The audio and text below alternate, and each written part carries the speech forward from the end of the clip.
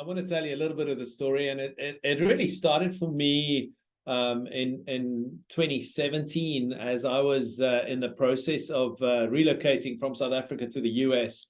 In South Africa, there was a real burden starting to generate. I've always had a passion for the next generation, and we were passionate about it. Did a lot of church planting work into Europe, and seeing the plight of the European church, kind of in this post-Christian or pre-revival state that they find themselves in.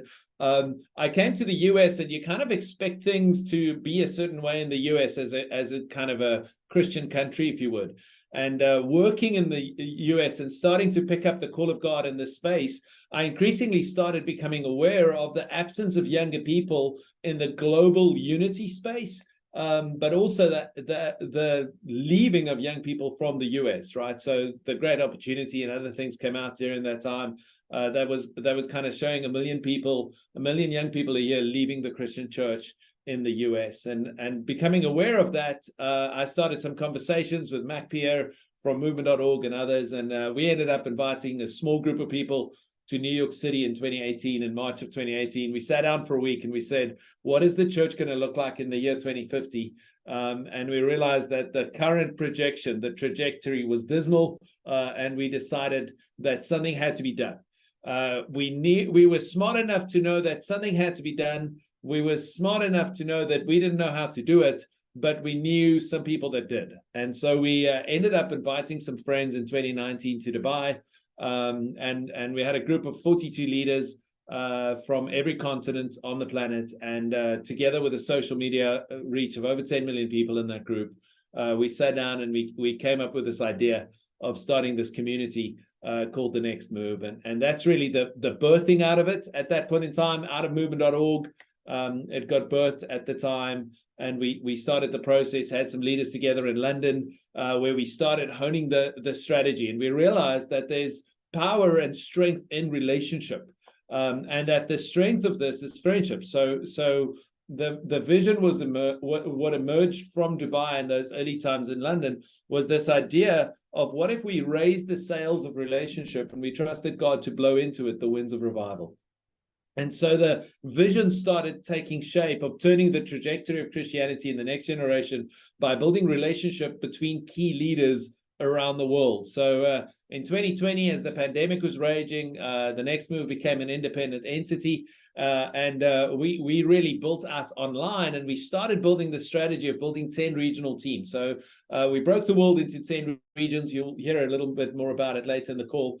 But in each of these regions, we built a team, and we asked them two questions. We said, what is it that your region needs to learn from the rest of the world in order to reach the next generation? And what is it that your region can teach the rest of the world in order to reach the next generation? And we came together in Dallas of 2024, of February of 2022 initially, for a planning time. And that's really then when we started realizing that this thing that we're building, the big question we grappled with at that point in time is this a movement?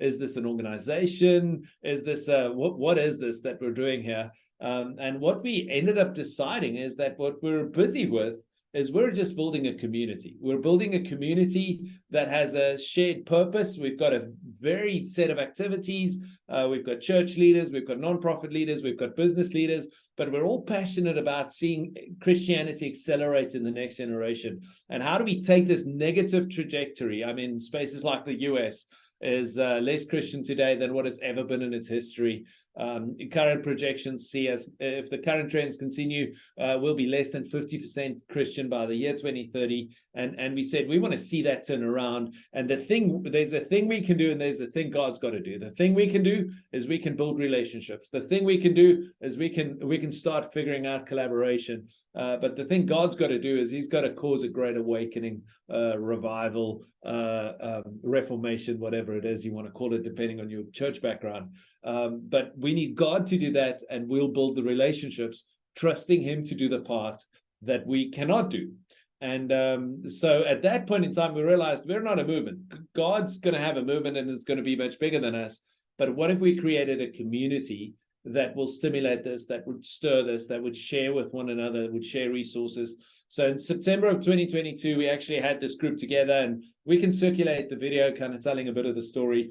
But we had these 10 regional teams coming together from around the world. And it was at this gathering then really that the next move started, and the mantra or the rallying call or the cry at that point in time was this idea of not on our watch. Right, that was the now conversation. Not on our watch are we going to see a generation go to waste, a generation be lost to the gospel around the world. And we decided to create this global community for the sake of the gospel in the next generation at that point in time. And then out of that, in 2023, we actually, these 10 regional teams then started taking this vision and running with it in their regions. And actually, October of this year, we'll have the leaders of each of these regional teams come back together again. So that was really the story up until this point in time with regards to the next move. And